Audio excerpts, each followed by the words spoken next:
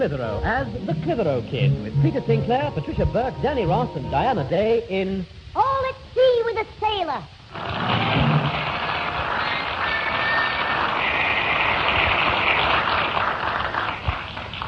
Pat, are you sure this is the way we put this camp bed up? I'm positive, Father. Look, that thing goes over there, and then you slot this piece of wood in here. But I thought you slotted that piece of wood in there, not here. No, that's for this other piece of wood. That goes in there. Here? No, there. There, Ma'am. Don't go getting upset. That'll do. What do you want? The boss of Smart Circus has just been on the phone.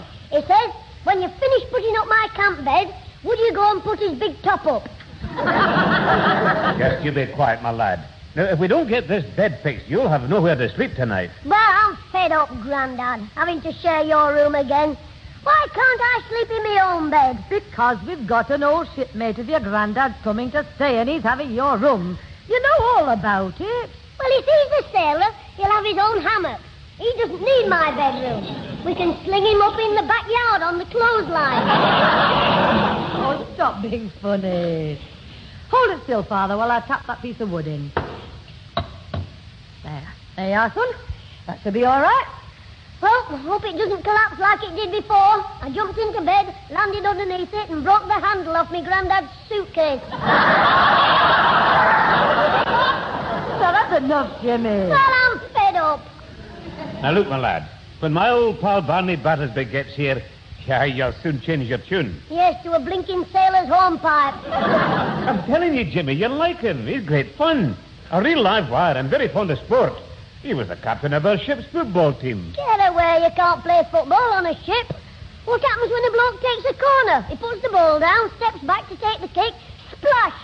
Not all the ball! Oh, you must tell Barney that, Jim. He loves a joke. Now, listen here, sailor. This is a taxi, not a liberty boat. Yes. I brought you from the station, and what can't speak can't lie. Look, there's 5 bob on my clock. Well, your clock must be fast, then. I'll give you 3 at a tenner. Now, go on, cast off, full speed ahead. Now, listen, Captain Cook. Any more trouble, and I'll charge you extra for waiting time. What waiting time? Waiting to get paid. I might have known there'd be trouble fetching you here.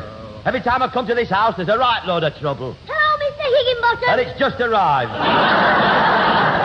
What do you want, Clitheroe? Well, hello there, Barney. So you finally made it after all these years. Hey, young lad, who's the old fella? He's your old shipmate, Bell-Bottom Sinclair. What? Is that you, Peter? By gum, you've aged a bit. Well, what? He says you're looking younger than ever. What about my money? Oh, aye. Peter, me old shipmate, I've no change on me. Pay the taxi, will you? Me? Pay the taxi? What's up, Grandad? You've gone white. That'll do, Jimmy. Look, Barney, I've no money on me. We'll settle with Higgy when I take you down to the Rose and Crown tonight for a wee drink. Drink? I don't drink. I haven't touched a drop in 10 years. I'm surprised at you, Peter, wasting your money on selfish pleasure. Oh, my Grandad doesn't drink for pleasure. He does it to make him sleep. Oh, does he? Yeah, and sometimes it works before he gets home. Look, sailor, why don't you take the lad back to your ship with you and send him for a walk on a plank? Oh, never mind the funny stuff. I can't stand out here in the cold. It'll play my chest up. This way, Mr. Battersby. Come in, will you? I'm going in the house, Peter. Pay that big, long pirate his money, will you? Well, Grandad, so that's your old pal, who we're all going to like. Jolly Jack himself. I've never seen such a change in a man. Never mind the change in him. What about the change for my taxi fare? All right, Higgy. If you're in such a hurry, I'll go in the house and get the money. Excuse me while I go and hide my piggy bank. Oh, behave yourself, Jimmy. Look, Higgy, you'll get paid. Don't worry. Oh, there's my mum carrying old Popeye's kit bag for him. It's very nice to have you with us, Mr. Battersby. Did you have a good journey? Shocking. I was sat in that train for over 6 hours. Well, we'll be having the meal soon, Mr. Battersby. I'm sure you'll be ready for that. Well, that depends on what it is. I can't eat anything rich or starchy. I must have steamed fish or a lightly boiled egg. It's, my stomach, you know. Yes, we can see it. What do you mean, I mean? Behave yourself, Jimmy. That lad's too cocky, far too cocky.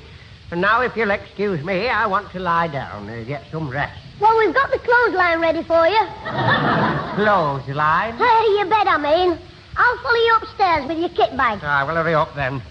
Drinking indeed. No wonder Peter's looking so old and haggard. We've got a right sailor boy there.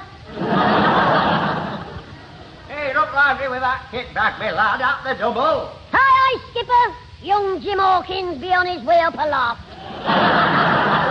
Excuse me, Miss Purity. Ma'am, I mean. Just you behave yourself.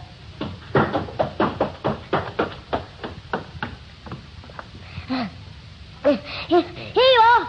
In here. Thank you. Oh. So this is my cabin, eh?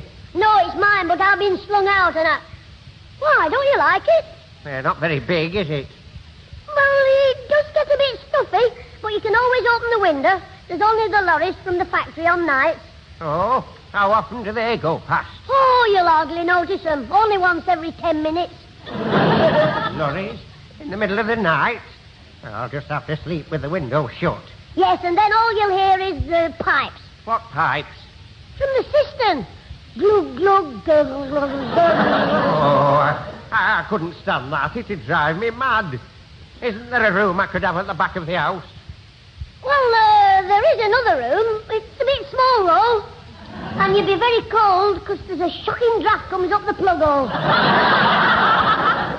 That'll do. Is your granddad's room at the back? Oh, you couldn't have that one. You'd hear me. I talk in my sleep. I'm sharing my granddad's room, so you'd be with me. Oh, you talk in your sleep, you say? Oh, yes, and whistle and sing. Sometimes I tell jokes and laugh at them. Oh, you'd never get to sleep with me in the room. I stayed at Mr. Brocklebank's once, and I dreamt it was Christmas and I was plucking a turkey. Now, what about it? When Mr. Brocklebank woke up, he had no eyebrows. Don't tell your lies, and don't worry. I'm not sharing a room with you. Well, you'll just have to swap rooms with me granddad, and I'll sleep at Mr. Brocklebank's again.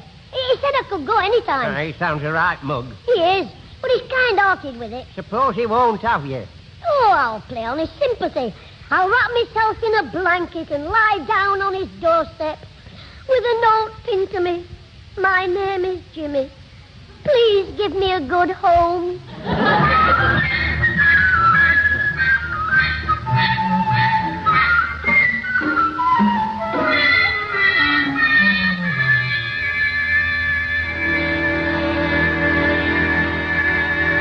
Right, Mr. Brocklebank, we'll have one more game and you're the baddie again. Oh, dear. Do I have to be Billy the Kid again? Oh, all right, we'll pick some fresh names. I'm the Marshal and you're one of the James gang. Oh, which one? Jessie. Really? James. No, Jessie James. Anyway, you go and hide in Denman's Gulch.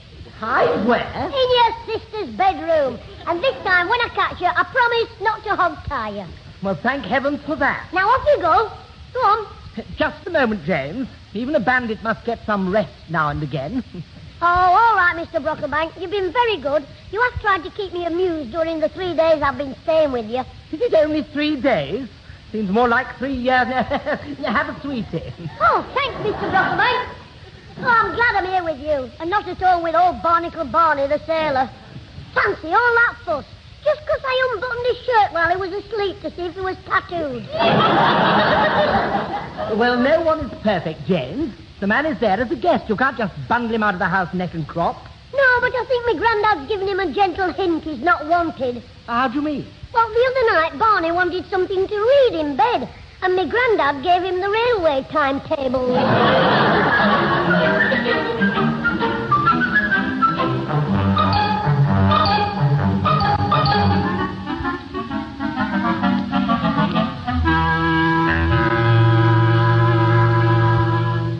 Pat, keep your voice down. Barney might hear you. I hope he does. Since he arrived here, he's been nothing but trouble. Well, he's our guest, Pat. So we just got to put it out with him. Well, I'm not spending another 10 days running up and down stairs for him. I'm worn out. Hello, ma'am. Is it safe to come in the ship's galley? Yes, as long as you don't mention our guests dozing up there on the bridge. Your tea's not ready yet. Hello, Grandad. How's your old shipmate, then? Have you found out where he's hidden the corkscrew yet? Well, there's no need to be funny. Just because you've got yourself organised at Brooklebank's. Oh, yes, that reminds me. Mr. Brooklebank says cowboys and Indians is too noisy. So tonight we're having a musical evening instead. What do you mean?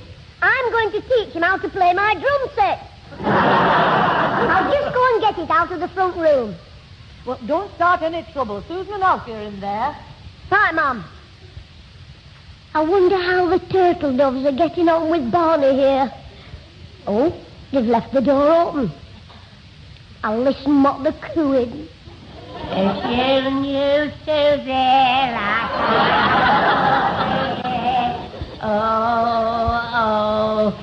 Oh, go on, Susan, give us a kiss. Ooh, he's a fast worker.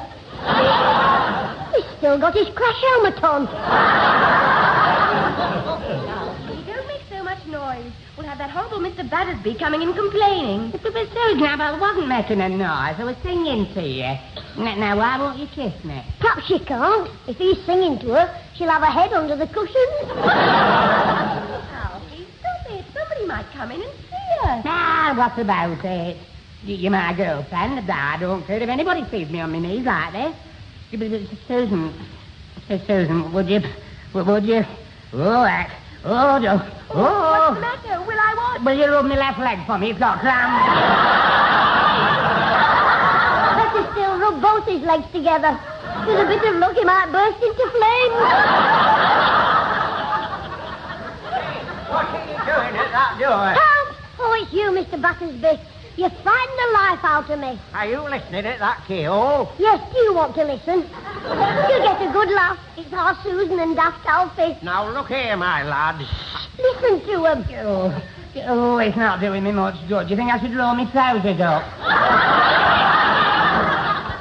Roll his trousers up? What's he doing in there? Having a paddle in the goldfish bowl.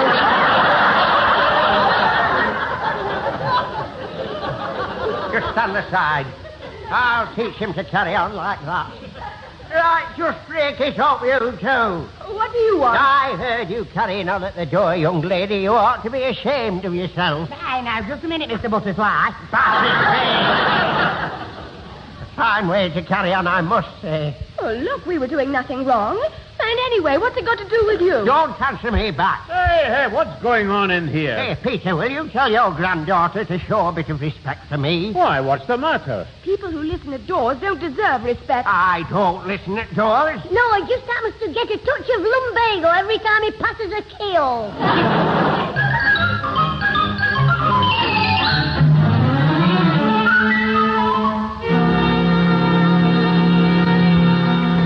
Father, it's no use. We'll have to tell him to go.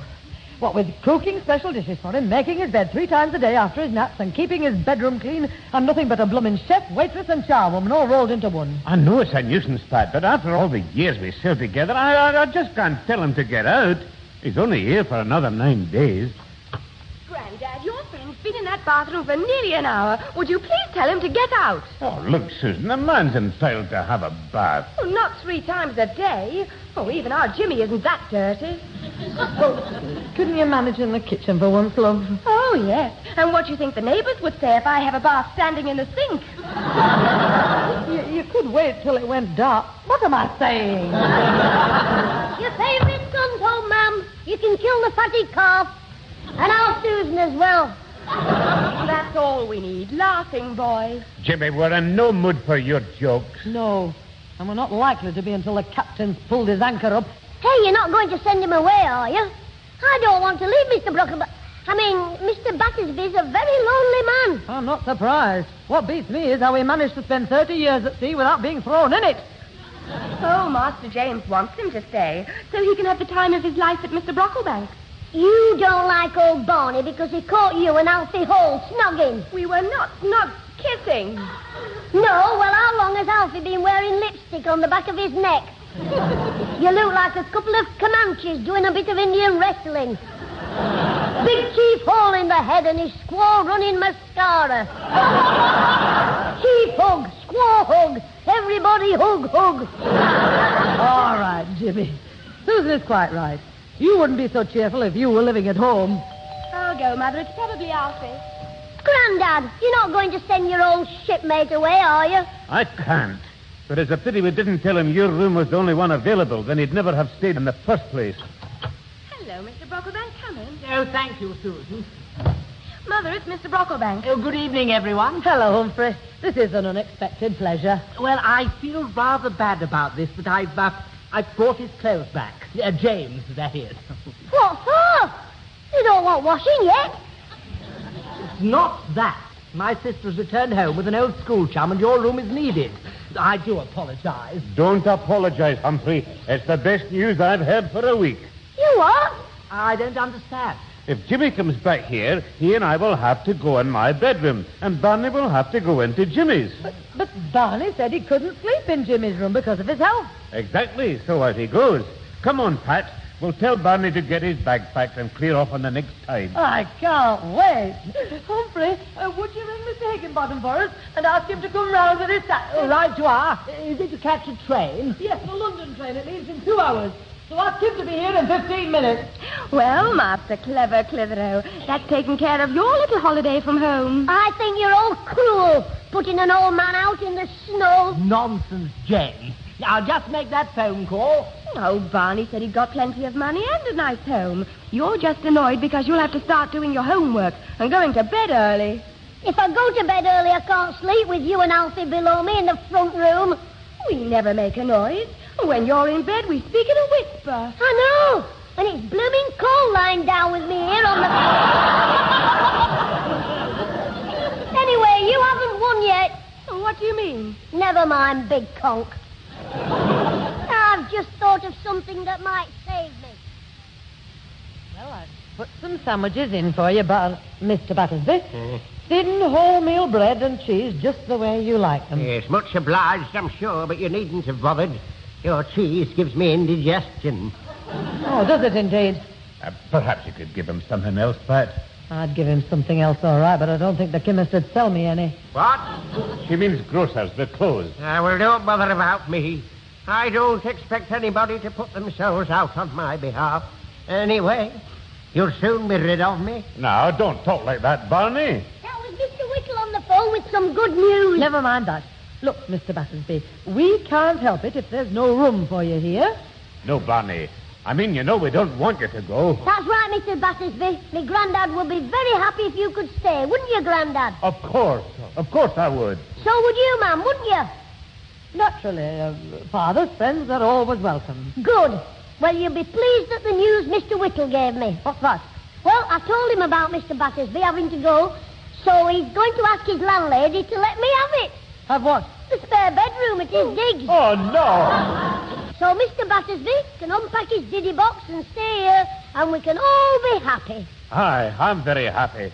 Well, Pat, we'd better get Barney's things back upstairs. Well, if you'll put some hot water bottles in the bed, I might as well have a nap before I eat. Yes, I'll put the kettle on. And, Jimmy, I'd like to have a chat with you before you go to Mr. Whittle's tonight. Yes, ma'am. That was very kind of this fellow offering to help an old sailor in his hour of need. Was he in the Navy by any chance? No, he was in the army. The Bootle Light Infantry, I think it was. Mind, his dad was nearly in the Navy. He was a lighthouse keeper. Was he? Yeah, Mr. Whittle said his dad was the fittest man in Bootle. You know why? After it had gone dark, the only way he could read a book was by belting round the top of the lighthouse to keep up with the light.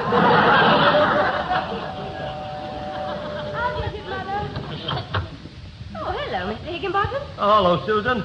Is that fella Battersby in? I've called to take him to the station. Well, they're all in the living room. Go in. Grandad, here's Mr. Higginbottom with his hearse. That'll do. We've had enough from you. Hello, the troublemaker's at it again, is he?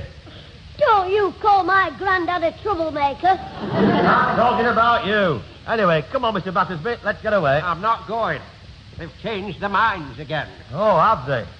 Well, you ordered me, so that's 4 bob I want for being called out. Ah, well, that's fair enough. Peter, pay the man. Who, me? Well, you don't expect me to pay for your mistakes, do you? No. Well, I'll pay him. Here you are, Higgy. 2 bob, a shilling, 6pence, 3 bit, and 1, 2, 3 pennies. What about his tip? That'll be the day. And the next time you want a taxi for Battersby here, I'll be busy. So give me a ring, I'll tell you where to go. Damn it, Sorry, Mr. Higginbotham. Didn't stay down here. Oh, go in there. There's always room for another monkey in Clitheroe's menagerie. Go on. I suppose there is room now that big ape's gone. But why is he always so miserable? It's his job. He might be happier if he was something else, like an undertaker.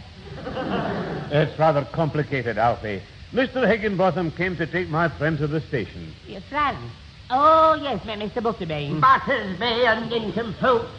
Ah, well, now he's not going. Oh, I know. Mr. Whittle just told me in the street Jimmy was staying at Bucklebank.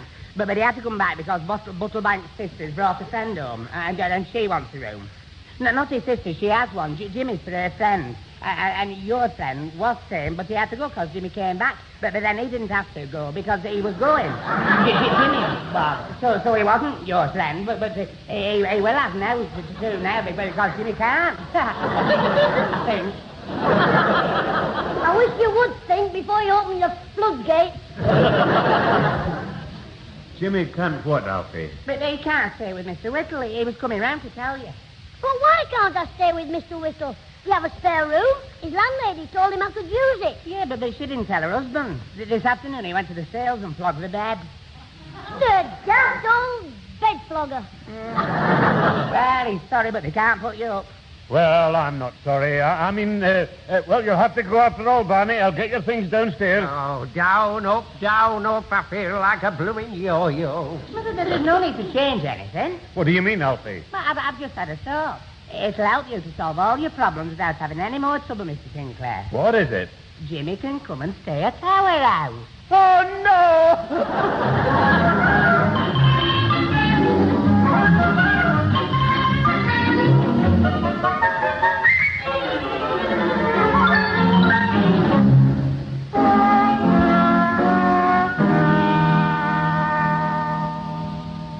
Here you are, Harry. Help yourself to sugar. Oh, thanks, Pat. There's nothing like the old tea. The cup that cheers, but doth not hibernate. Oh, I am glad to sit down for 10 minutes while old Barney's upstairs having his second nap. I must say you're very patient with him, Pat. You always keep your dignity. You never lose your temper and demur yourself. No, still.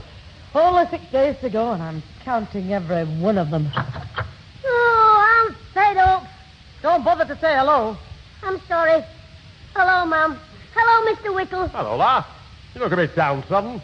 Something up at school. No, it's Alfie Halls. It's like being in the army. His dad stands over me like a sergeant major while I do my homework. Lights out at 8 and reveille at 6:30. He hasn't got a bugle, so he blows his nose. Old Hall's a bit soft, is he? Believes in strict dissipation. Grandad told him to keep an eye on you. Mum, why doesn't me Grandad tell Barney the bosun to put to sea again, then I can come home? Oh, you've suddenly gone off the Navy, have you? Hi, Jim, from what your granddad said about you, he'd probably keep Barney here an extra week now just to see you suffer. Well, we'll have to think of a way of getting him out. How about it, Mr. Whittle? Oh, don't drag me in. I'm just a neighbour. I can't protrude into family confinement. You are? Look, I just mean, if you've ever had to get rid of anybody, how did you do it? Now, that'll do, Jimmy. Barney's got to stay here another 6 days. Cocoa, I want some cocoa. Oh, talk to the devil. I'd better go upstairs and see to the old nuisance. Mr. Whittle, if you do remember anything, tell me quick while my mum's out. Well, it does put me in mind of when I was a young lad working on a road in Southern Ireland, as it was then called. Of course, that was before the mild and bitters come in. Mild and bitters? I mean black and tans. Well, I was lodging in a cottage, very cosy, you know, just me, another lodger, the bloke and his wife, 2 pigs and a donkey. And they wanted the other lodger to leave because it was too crowded, so they kept throwing peat on the fire. Well, why should that make the other lodger leave? Peat was the other lodger. Oh, don't whack his mothers have him. Now, what do you think? Barney says he's got a swollen ankle and he wants some surgical spirit to bathe it. I've told him it's early closing days, but he says he must have some spirit. Well, I've got some old engine oil and a bulldozer I could drain off for him. Wait a minute. I've got an idea that might get rid of his bad ankle and Barney as well. Mum, don't worry. Just leave it to me. Come on, Alfie. Get the window open so we can hear what they're saying. All right. What's happening anyway? You'll find out if you open the window. Me granddad's slinging Barney out, neck and crop. Well, what, his best friend? Yeah, he hates him. And don't come back for another 20 years. You mean-nothing old ungrateful teetotaler. You're the ungrateful one. I should never have pulled you out of the bare fist tail. Has Barney done something to upset you, Grandad? Close the window, it's freezing. We've heard enough. What did Barney do? He bathed his foot in a full bottle of me granddad's best whiskey. He must have gone mad, pinching your Grandad's whiskey. He didn't pinch it. I gave it to him. I just forgot to mention that I hadn't got me granddad's permission. Oh, is that so? Grandad, I didn't know you'd come in. So now we know the truth. Grandad, Mama, I only did it for the best, and it was only one bottle. I'll buy another one next Christmas. Don't bother, son. I'll pay for it willingly. You mean you're not... The best trick you ever pulled. Put it there, son. Pat, will you join me and you, Alfie? For he's a jolly good fellow. He's a jolly good fellow. He's a jolly good fellow. And don't say all of us.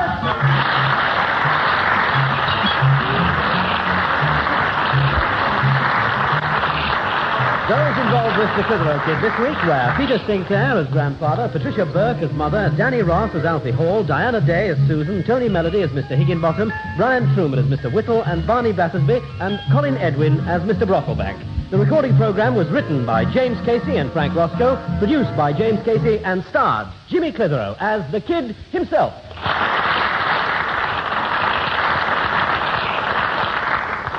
Isn't it funny how mums forget? After all the trouble she had with Barney, this morning she said she felt sorry for him and told me Grandad we ought to send him a little gift. We all tried to think, but it was difficult to know what was best for him. I mean, he doesn't drink, he doesn't smoke, he's got no interest in sport. Mr. Whittle suggested a humane killer.